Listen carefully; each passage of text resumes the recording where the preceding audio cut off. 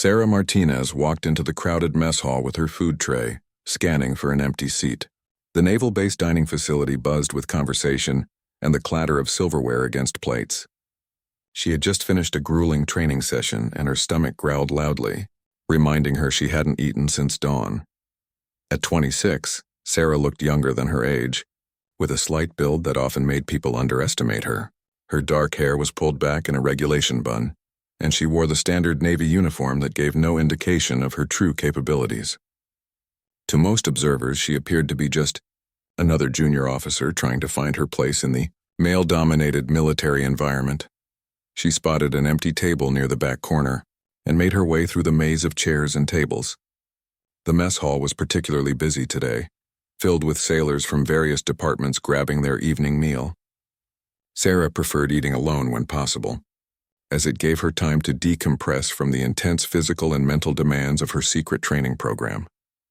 As she sat down and began eating her meal, Sarah noticed 5 soldiers from the Army unit that was temporarily stationed at the naval base. They were seated at a nearby table, their voices growing louder with each passing minute. Their conversation was filled with crude jokes and inappropriate comments about female service members they had encountered throughout the day. The soldiers seemed to be competing with each other to tell the most offensive stories, their laughter becoming more boisterous and attention-seeking. Sarah tried to ignore them and focus on her food, but their behavior was becoming increasingly disruptive to the peaceful atmosphere she had hoped to enjoy. One of the soldiers, a tall man with broad shoulders and multiple tattoos covering his arms, suddenly stood up from his chair. His name tag read Morrison, and he appeared to be the unofficial leader of the group. He gestured toward Sarah's table while making a comment that caused his companions to burst into laughter. Sarah continued eating, pretending not to notice their attention had shifted toward her. She had dealt with situations like this before, and knew that engaging with them would likely escalate the situation unnecessarily. Her training had taught her to assess threats carefully and respond only when absolutely necessary. Morrison whispered something to his friends, and they all turned to look at Sarah with expressions that made her uncomfortable. She could feel their eyes analyzing her appearance and making judgments about her based on her gender and apparent youth. The atmosphere in their corner of the mess hall was becoming tense. The other 4 soldiers began standing up one by one, their movements coordinated as if they had planned this approach. Sarah noticed their behavior shift from casual harassment to something more deliberate and potentially threatening. She continued eating calmly while mentally preparing herself for whatever might come next. Morrison approached her table first, his heavy boots making deliberate sounds against the floor. His 4 companions followed behind him, forming a loose semicircle that would make it difficult for Sarah to leave without confronting them directly. Their body language suggested they viewed this as entertainment, rather than recognizing the serious line they were about to cross. Sarah took a sip of her water and glanced around the mess hall, noting the locations of exits and potential witnesses. Most other diners seemed oblivious to the developing situation, focused on their own meals and conversations. She realized she would need to handle this situation carefully to avoid unnecessary escalation or attention. The 5 soldiers now stood around her table, their presence intimidating and clearly intended to make her feel cornered and vulnerable. Morrison leaned forward slightly, a smirk playing across his face as he prepared to speak. Sarah looked up at him with calm eyes, showing no sign of the fear or anxiety they obviously expected to see. Well, what do we have here?" Morrison said loudly enough for nearby tables to hear. His tone was condescending and filled with the kind of false confidence that comes from believing you have an easy target. The other soldiers chuckled and moved closer, clearly enjoying what they perceived as their companion's dominance over the situation. Sarah set down her fork deliberately and looked directly at Morrison without breaking eye contact. Her expression remained neutral, but there was something in her gaze that should have warned the soldiers they were making a serious mistake. Years of specialized training had taught her to project calm confidence even in the most dangerous situations. "Is there something I can help you with?" Sarah asked in a steady voice that carried no hint of fear or submission. Her question caught Morrison slightly off guard, as he had expected her to show obvious signs of intimidation or to attempt to leave immediately. Instead, she sat calmly waiting for his response. The mess hall continued its normal rhythm around them, But Sarah was acutely aware that their confrontation was beginning to draw subtle attention from other diners. She knew that whatever happened next would likely determine whether this situation could be resolved quietly or would escalate into something that would require official intervention and potentially compromise her cover. Morrison's smirk widened as he interpreted Sarah's calm response as weakness rather than strength. He pulled out the empty chair across from her and sat down without invitation, his movements deliberately invasive of her personal space. The other 4 soldiers remained standing, creating an even more intimidating presence around the small table. "Oh, we're just being friendly," Morrison said with false charm, his voice carrying undertones that made his real intentions clear. "You looked lonely sitting here all by yourself, and we thought a pretty little officer like you might want some company from real soldiers." His companions laughed at the implied insult toward the Navy, clearly enjoying what they saw as Morrison's verbal dominance over their target. One of them, a stocky man with a shaved head, added his own comment about how Navy personnel weren't real warriors compared to Army ground troops. Sarah continued eating methodically, taking small bites and chewing slowly while she observed each of the 5 men surrounding her. Her training had taught her to memorize details that might be important later: their approximate heights and weights, which hand each favored, signs of previous injuries that might affect their mobility, and most importantly, their positioning relative to potential escape routes. "That's very thoughtful of you," Sarah replied evenly. "But I prefer eating alone. I'm sure you can understand the need for quiet time after a long day." Her tone remained polite but firm, giving them an opportunity to back away from the confrontation gracefully if they chose to take it. Morrison leaned back in his chair and crossed his arms, clearly having no intention of accepting her polite dismissal. "Come on now, don't be unfriendly. We're all serving our country here and we should stick together. Besides, what could a little Navy girl like you have been doing that was so tough it left you needing quiet time?" The condescension in his voice was unmistakable, and his use of little Navy girl was clearly intended to be demeaning. Sarah noted how his body language had shifted to display ownership over the space around her table, as if he had established some kind of territorial claim through his aggressive behavior. One of the standing soldiers moved closer to Sarah's chair, positioning himself where he could easily grab her arm if she tried to stand up. Another soldier had moved to block the most direct path to the nearest exit. Their coordination suggested they had done something like this before, which made the situation significantly more serious. Sarah finished the last bite of her meal and carefully placed her utensils on her tray in a precise arrangement. The simple action seemed almost ritualistic, and there was something about the deliberate way she moved that should have warned the soldiers their assessment of her was completely wrong. "I appreciate the invitation," Sarah said as she slowly pushed back from the table, "but I really do need to get going. Early morning tomorrow." She began to stand, testing whether they would physically prevent her from leaving, or if this was still just verbal intimidation. Morrison immediately reached out and placed his hand firmly on her forearm, his grip tight enough to prevent her from completing her movement to stand. "Hold on there, sweetheart. We're not done talking yet. It's rude to walk away when someone's trying to have a conversation with you." The physical contact crossed a clear line, transforming the situation from harassment to potential assault. Sarah looked down at his hand on her arm, then back up to his face with an expression that had shifted subtly but significantly. Something in her eyes should have made Morrison reconsider his actions immediately. "I need you to remove your hand," Sarah said quietly, her voice carrying a new quality that the soldiers were too arrogant to recognize as dangerous.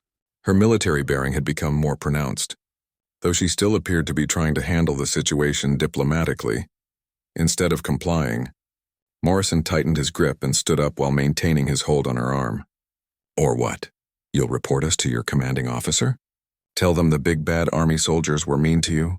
His mocking tone was intended to humiliate her in front of anyone who might be watching. The other 4 soldiers moved closer, their positioning now clearly designed to prevent Sarah from leaving or calling for help. They had created a human wall around her table that blocked the view of most other diners and would muffle any sounds of a struggle. Their coordination confirmed this was a planned intimidation tactic rather than spontaneous harassment. Sarah's free hand moved casually to adjust her uniform, a movement that appeared nervous to the soldiers, but actually served a different purpose entirely. She was calculating angles and distances, preparing for multiple scenarios depending on how far these men were willing to push their aggressive behavior. "Gentlemen," Sarah said, her voice remaining steady despite the escalating situation, "you're making a mistake. I'm asking politely one more time for you to step back and allow me to leave." There was something almost formal about her warning, as if she was following a specific protocol for dangerous situations. Morrison laughed loudly, interpreting her continued politeness as confirmation that she was helpless and afraid. "A mistake? The only mistake here would be letting a stuck-up Navy princess think she's too good to spend time with real soldiers. Maybe we need to teach you some manners about respecting your betters." His threat was now explicit, and the other soldiers nodded their agreement while maintaining their threatening positions around her. They had moved beyond harassment into territory that could result in serious criminal charges, but their arrogance prevented them from recognizing the legal jeopardy they were creating for themselves. Sarah took a deep breath and seemed to make a decision. When she spoke again, her voice carried a new authority that cut through Morrison's bluster like a blade. "This is your final warning. Release my arm and step away immediately, or I will be forced to defend myself." The transformation in her demeanor was subtle, but unmistakable to anyone paying attention. The young woman who had seemed vulnerable and alone had been replaced by someone with the bearing of a professional warrior. Unfortunately for the 5 soldiers, they were too focused on their own perceived dominance to notice the change. Morrison's response to Sarah's warning was to laugh even louder and signal his companions to move closer. "Defend yourself? That's rich. What are you going to do, file a complaint?" He squeezed her arm harder, leaving marks that would be visible for days. "I think you need to learn some respect for soldiers who actually see combat." The stocky soldier with the shaved head reached toward Sarah's other arm, intending to grab her and make it impossible for her to resist their harassment. "Come on, Morrison, let's show this Navy princess what real warriors are like. Maybe she'll appreciate us more after we give her some proper attention." What happened next occurred so quickly that the soldiers barely had time to register the change in their situation. Sarah's free hand shot out with surgical precision, striking a specific nerve cluster in the wrist of Morrison's hand that was gripping her arm. The pressure point attack caused immediate numbness and forced him to release his hold involuntarily. Before Morrison could react to the sudden loss of sensation in his hand, Sarah had pivoted smoothly and driven her elbow into the solar plexus of the soldier reaching for her other arm. The strike was perfectly placed and delivered with enough force to knock the wind out of him completely, sending him stumbling backward into the table behind him. The 3 remaining soldiers were still processing what they had witnessed when Sarah flowed into her next movement with the fluid grace of someone who had practiced these techniques thousands of times. She grabbed Morrison's temporarily paralyzed wrist and used a leverage technique to spin him around and drive him face first into the table where he had been sitting moments before. The sound of Morrison's face hitting the solid surface was loud, enough to attract attention from nearby diners, who turned to see what appeared to be a small Navy officer, somehow controlling a much larger Army soldier. Morrison's nose began bleeding immediately, and he struggled to understand how his position of dominance had been reversed so completely in mere seconds.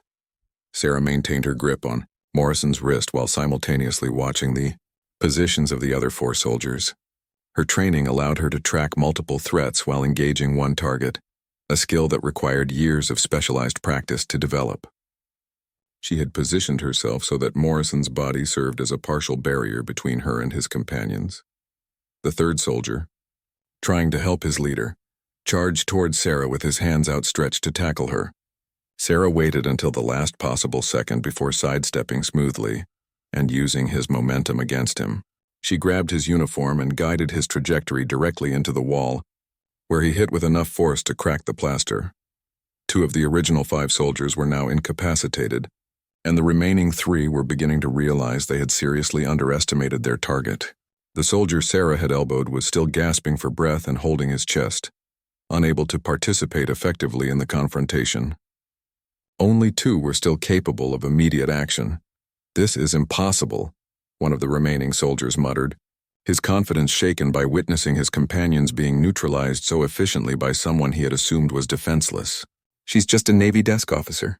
"How is she doing this?" Sarah released Morrison's wrist and stepped back into a ready position that allowed her to see all remaining threats clearly. Her breathing remained controlled and steady. showing no signs of exertion despite having just engaged 3 attackers in rapid succession. Her uniform was still neat and properly arranged, as if the violence had barely affected her.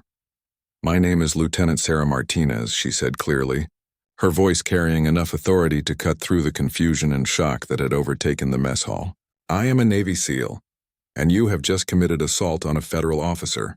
You have one opportunity to surrender peacefully before this situation becomes much worse for you." The revelation hit the remaining soldiers like a physical blow. Navy SEALs were legendary even among other Special Forces units, known for their extraordinary training and capabilities in combat situations. The idea that they had been harassing and attempting to intimidate one of the most elite warriors in the entire military was almost too much for them to process. Morrison struggled to lift his head from the table, blood still flowing from his broken nose. "That's not possible," he said through swollen lips. "SEALs are all men. Women can't be SEALs." His denial was based on outdated information and his own prejudices about female capabilities in combat roles. "The SEAL program opened to women in 2016, Sarah replied matter-of-factly while maintaining her defensive position. "I graduated from basic underwater demolition SEAL training 18 months ago and have been assigned to special operations missions since then. Your assumption about my capabilities was your first mistake. Putting your hands on me was your second." The mess hall had become completely quiet as word spread quickly among the diners about what was happening. Other service members began moving closer to observe the situation, many of them recognizing the significance of witnessing an actual Navy SEAL in action. The 5 Army soldiers found themselves becoming the center of unwanted attention from their peers. One of the 2 remaining mobile soldiers took a step backward, clearly wanting to distance himself from the confrontation before it escalated further. "Look, we didn't know. This was just supposed to be some harmless fun. Nobody meant any real trouble here." Sarah's expression showed no sympathy for their change in attitude now that they realized who they were dealing with. Harassment and assault are never harmless fun. The military takes these offenses very seriously, especially when they target female service members. Your intentions don't matter when your actions cross legal and ethical boundaries. The soldier who had been trying to breathe normally finally managed to stand upright, though he was still holding his ribs where Sarah's elbow had connected. "We're sorry, okay? Can't we just call this a misunderstanding and walk away? No harm done, right?" Sarah shook her head firmly. "The harm has already been done. You attempted to intimidate and physically restrain a fellow service member based on your assumptions about her gender and capabilities. That behavior is unacceptable regardless of whether you knew my actual qualifications or not." The gravity of their situation was beginning to sink in for all 5 soldiers as they realized they had not only assaulted a Navy SEAL but had done so in front of dozens of witnesses. Their military careers were likely over, and they faced potential criminal charges for their actions. What had started as cruel entertainment had become a catastrophic mistake that would have lasting consequences. The mess hall had transformed into an impromptu theater, where dozens of service members watched in stunned silence as the reality of the situation became clear to everyone present.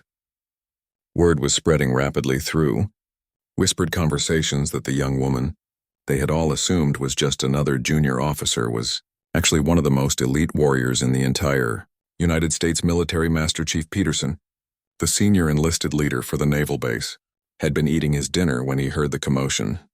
He quickly made his way through the crowd of onlookers and assessed the scene with the experienced eye of someone who had dealt with countless disciplinary situations throughout his 25-year career. "What's the situation here, Lieutenant Martinez?" Peterson asked, using Sarah's rank and name after quickly reading her identification. His tone was professional and respectful, showing none of the dismissive attitude the Army soldiers had displayed. He had immediately recognized the significance of her SEAL designation on her uniform. 5 Army soldiers attempted to prevent me from leaving the mess hall. "Master Chief," Sarah reported with military precision. "They used physical force to restrain me when I tried to disengage from their harassment. I defended myself using minimum necessary force to neutralize the threats they presented." Peterson nodded as he surveyed the aftermath of the brief confrontation. Morrison was still slumped over the table with blood on his face. One soldier remained against the wall looking dazed. Another was holding his ribs and breathing carefully, and the final 2 stood nearby looking like they wanted to disappear entirely. "I see," Peterson said grimly. And I suppose these soldiers thought they were dealing with someone who couldn't defend herself. His disapproval was evident as he looked at the 5 men who had created this embarrassing incident on his base. Military leaders took pride in maintaining discipline and respect among their personnel. The crowd of observers had grown larger as more people finished their meals and came to see what had caused such a disturbance. Among them were several officers from various branches of service, all of whom were taking mental notes about an incident that would likely become the subject of official reports and informal stories for years to come. Colonel Williams, the base commander, arrived after being summoned by one of his staff members who had witnessed the confrontation. He was a tall, distinguished man in his 50s who commanded respect through his presence alone. His expression showed barely controlled anger as he surveyed the scene and began to understand what had transpired. Master Chief Peterson, please ensure medical attention for any injured personnel and secure the scene for investigation, Colonel Williams ordered. Lieutenant Martinez, are you injured and do you require medical evaluation?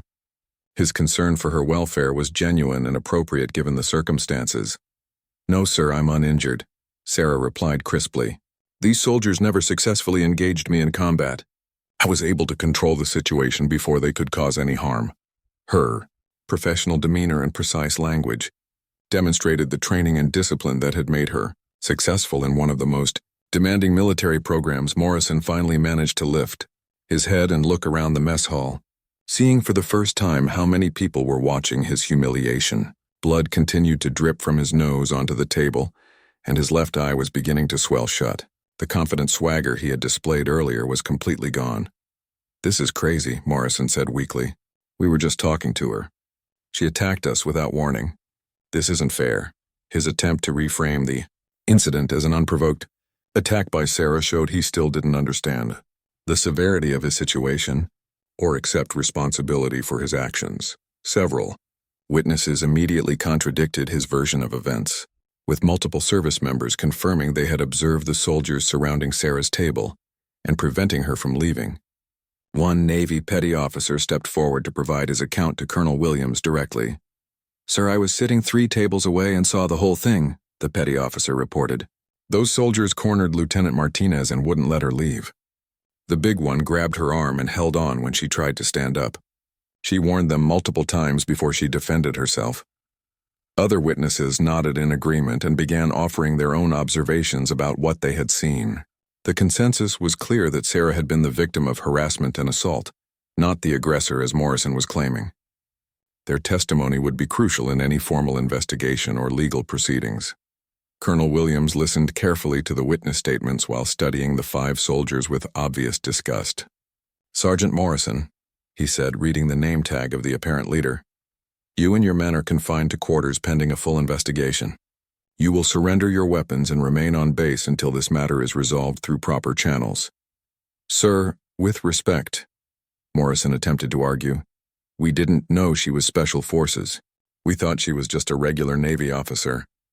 If we had known what she was, we never would have approached her like that. His defense revealed the core problem with his thinking and behavior. Colonel Williams's expression hardened further at Morrison's words. Sergeant, are you telling me that you believe it's acceptable to harass and assault female service members as long as they aren't special operations personnel? That your behavior would have been appropriate if Lieutenant Martinez had been just a regular Navy officer? The question hung in the air like a challenge, and Morrison's face showed he was beginning to realize that his attempted explanation had made his situation much worse rather than better. He had essentially confessed that he routinely targeted female service members he perceived as vulnerable, while avoiding those he thought might be able to defend themselves. That's not what I meant. Sir, Morrison said desperately, we were just being friendly. It got out of hand, but we weren't trying to hurt anyone. We're good soldiers with clean records. This shouldn't destroy our careers over one misunderstanding. Sarah stepped forward slightly, her bearing still that of a professional warrior despite everything that had happened. Colonel Williams, if I may speak freely, this wasn't a misunderstanding. These soldiers made calculated decisions to intimidate and physically restrain me based on their assumptions about my gender and perceived weakness. Their behavior represents a serious problem with military culture and respect for fellow service members. Her words carried weight because They came from someone who had proven herself capable of handling the situation physically but chose to address it through proper military channels. She could have inflicted much more severe damage on her attackers, but had used only the force necessary to protect herself and escape their aggressive behavior. Colonel Williams nodded respectfully to Sarah before turning his attention back to the 5 soldiers. You men will face charges under the Uniform Code of Military Justice for assault, harassment, and conduct unbecoming. Your commands will be notified immediately, and you can expect this incident to follow you for the remainder of your military careers. The military police arrived within minutes of being summoned, their presence adding an official gravity to the situation that made it clear this incident would have serious consequences. They immediately began documenting the scene, taking photographs of the damaged table and wall, and collecting statements from witnesses who had observed the confrontation. Captain Rodriguez, the senior military police officer, approached Sarah with professional courtesy. Lieutenant Martinez, I need to collect your statement about what occurred here tonight. I understand you're special operations qualified, so I want to ensure we document your actions appropriately for the investigation. Sarah provided a detailed and precise account of the evening's events, describing each escalation in the soldiers' behavior and her repeated attempts to resolve the situation peacefully before defending herself. Her military training showed in the accuracy and objectivity of her statement, focusing on facts rather than emotions or personal interpretations. The soldiers created a situation where I felt genuinely threatened for my safety, Sarah explained to Captain Rodriguez. I used the minimum force necessary to neutralize the immediate threats they presented. My training emphasized de-escalation, whenever possible, which is why I gave multiple warnings before taking defensive action. Meanwhile, medics had arrived to evaluate the injured soldiers. Morrison required treatment for his broken nose and facial injuries, while the soldier who had been driven into the wall needed examination for possible concussion. The 3rd soldier had bruised ribs but no serious internal damage from Sarah's precisely delivered elbow strike. The irony was not lost on anyone present that 5 soldiers who had intended to intimidate and overpower one woman now required medical attention while their intended victim remained completely unharmed. The disparity in outcomes demonstrated the vast difference between trained special operations capabilities and ordinary military personnel. Word of the incident was spreading rapidly throughout the naval base through official channels and informal communication networks. Sarah's commanding officer, Lieutenant Commander Jackson, arrived at the mess hall after being notified by his duty officer about the situation involving one of his personnel. Lieutenant Martinez, are you all right? Commander Jackson asked with obvious concern for her welfare. I came as soon as I heard. Do you need anything from medical or do you want to talk through what happened? His supportive approach reflected the special bond between SEAL team members who relied on each other in dangerous situations. I'm fine, sir, Sarah assured him. The situation was handled quickly and I wasn't injured. These soldiers made some serious mistakes in judgment, but nothing I couldn't manage. Her calm confidence and professional demeanor impressed the growing number of officers who had gathered to observe the aftermath. Commander Jackson nodded approvingly before turning his attention to Colonel Williams. Sir, Lieutenant Martinez is one of my best operators. If she says these men threatened her safety, then they did something seriously wrong. SEALs don't initiate confrontations, but they're certainly capable of finishing them when necessary. The endorsement from her commanding officer carried significant weight with everyone present. SEAL team leaders were known for their high standards and unwillingness to tolerate any behavior that reflected poorly on their units. Commander Jackson's public support for Sarah sent a clear message about her character and capabilities. As the military police continued their investigation, more details emerged about the 5 soldiers' backgrounds and previous behavior. Staff Sergeant Chen, the investigating officer, discovered that Morrison had received counseling statements for inappropriate comments toward female personnel at his previous assignment, suggesting a pattern of problematic conduct. This isn't the first time Sergeant Morrison has been involved in incidents with female service members, Staff Sergeant Chen reported to Colonel Williams. His records show multiple informal complaints and at least 2 formal counseling sessions for creating hostile work environments. His leadership should have addressed this behavior more aggressively. The revelation that Morrison had a history of harassment made the current incident even more serious from a legal and disciplinary perspective.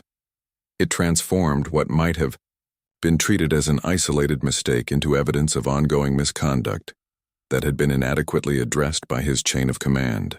Two of Morrison's companions also had disciplinary records that included alcohol-related incidents and disrespectful behavior toward authority figures.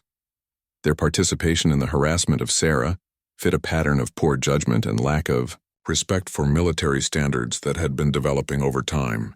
Colonel Williams reviewed the preliminary findings with growing displeasure. This represents a failure of leadership and discipline that goes well beyond tonight's incident, he observed. These soldiers' commanders will need to explain how personnel with these behavioral problems were allowed to continue serving without more aggressive intervention. Sarah watched the investigation proceed while remaining available to answer additional questions from the military police. She was struck by how quickly the truth had emerged and how many people had stepped forward to support her account of what had happened.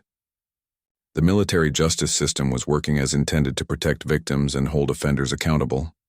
The mess hall had largely emptied as most personnel finished their meals and returned to their duties, but several service members lingered to observe the conclusion of the investigation.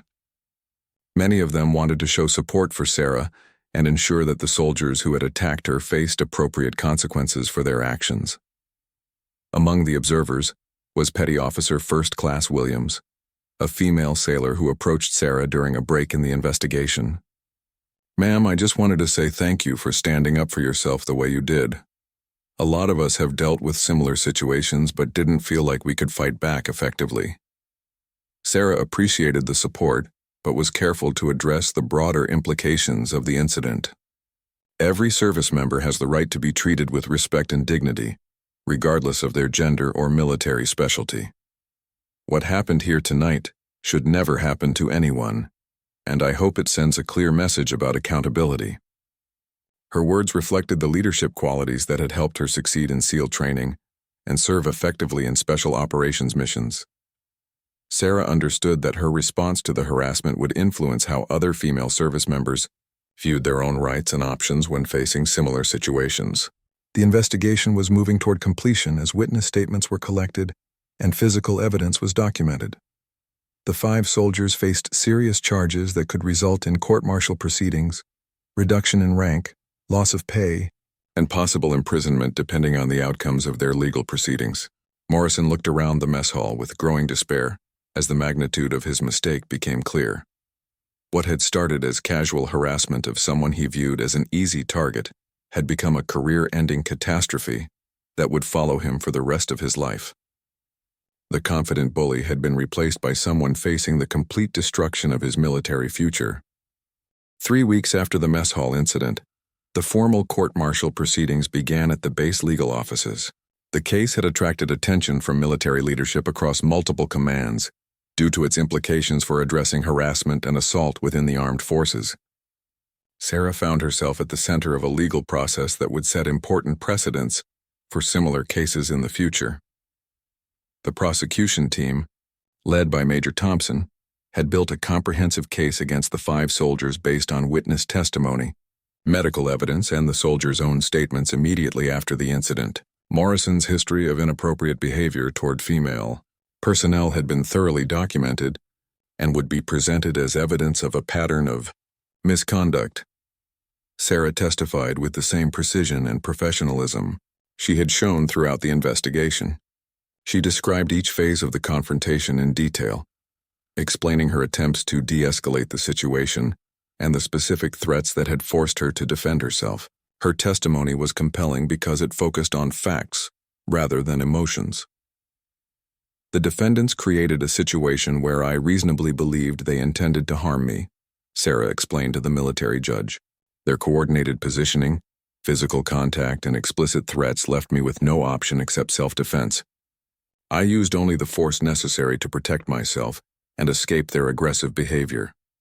The defense attorney, Captain Morgan, attempted to argue that his clients had been the victims of excessive force by someone with specialized combat training. He suggested that Sarah should have found nonviolent ways to resolve the situation given her advanced capabilities and training in conflict resolution. Major Thompson's cross-examination of this argument was devastating. Captain Morgan, are you suggesting that Lieutenant Martinez should have accepted assault and harassment because she possessed the skills to defend herself? Should female service members with special operations training be required to submit to criminal behavior to avoid using their legitimate self-defense capabilities? The defense strategy collapsed under scrutiny when multiple witnesses confirmed that Sarah had repeatedly tried to leave peacefully and had given clear warnings before taking any defensive action. The video evidence from the mess hall security cameras showed the defendant's aggressive behavior and Sarah's restraint. Throughout most of the confrontation, Morrison took the stand in his own defense and made his situation significantly worse by continuing to minimize his actions and blamed Sarah for the confrontation. She could have just told us she was special forces from the beginning, he argued. If we had known what she was, none of this would have happened. Major Thompson's response highlighted the fundamental flaw in Morrison's thinking.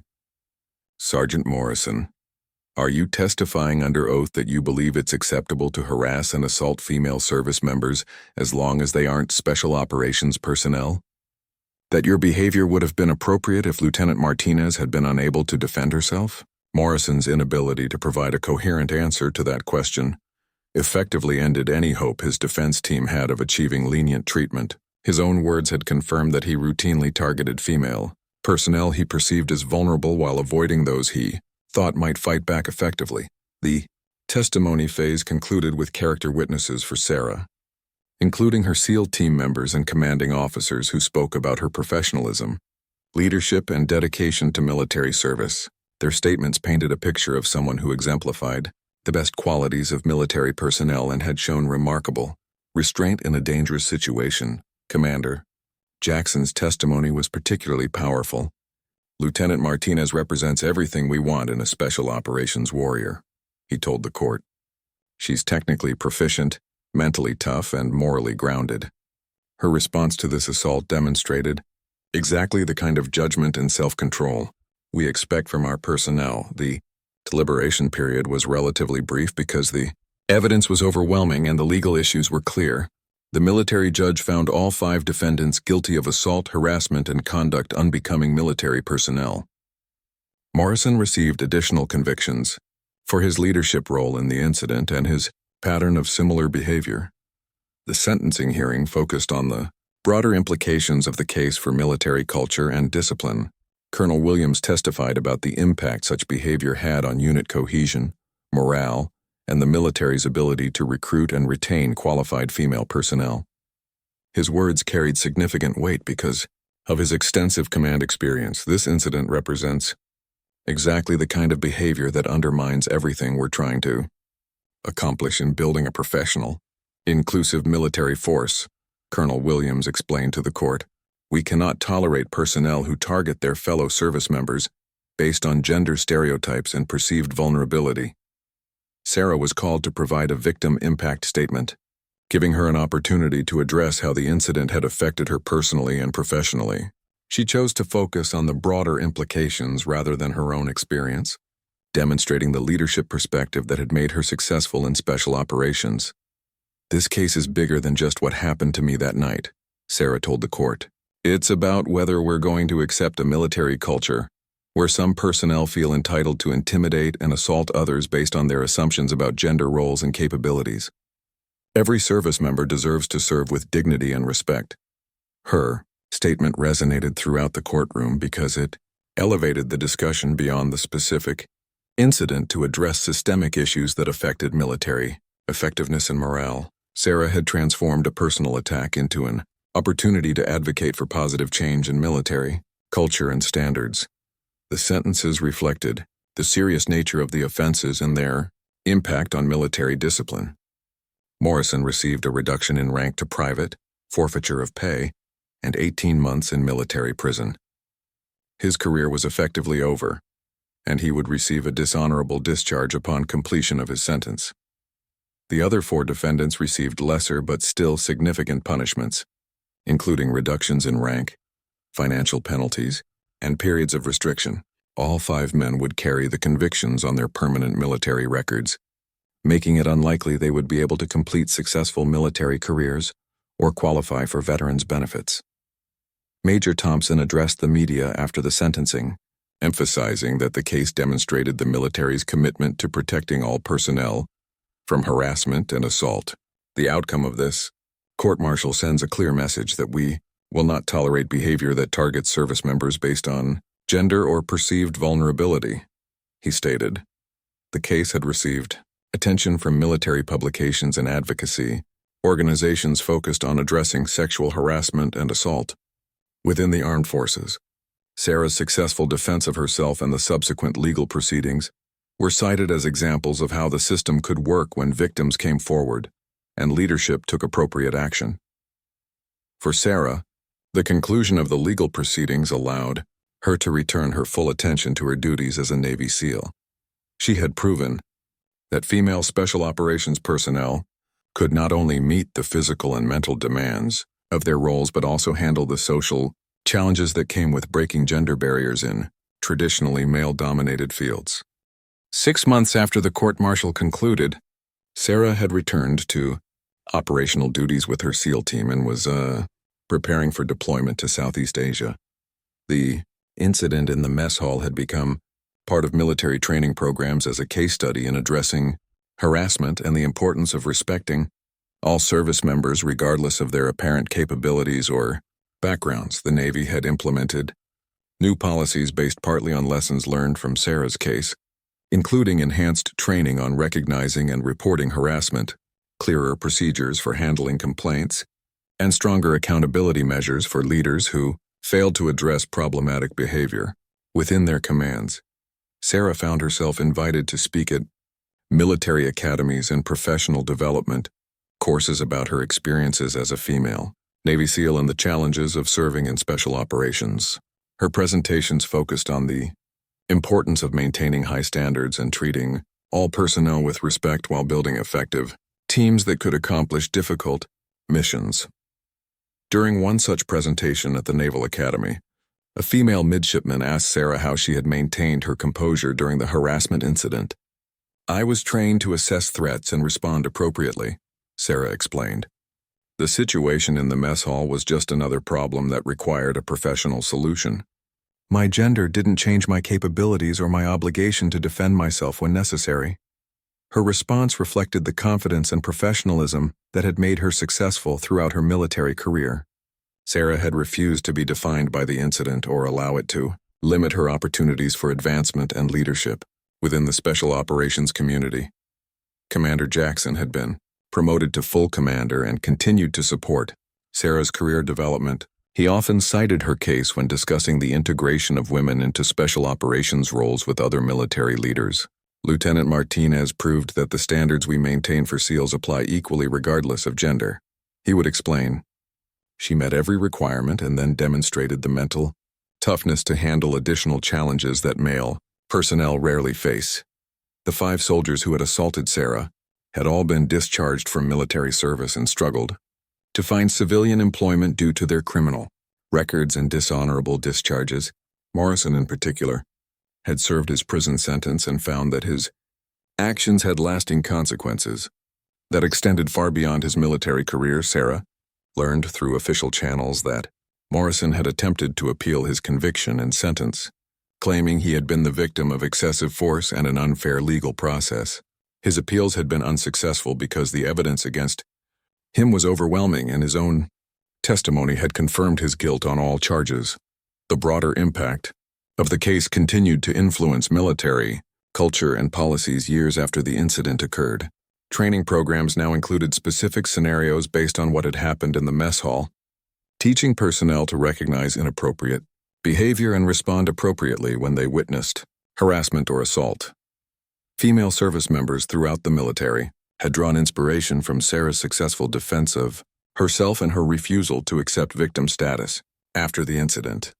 Many had reported feeling more confident about their ability to serve effectively in challenging environments after seeing how Sarah had handled both the physical confrontation and its legal aftermath.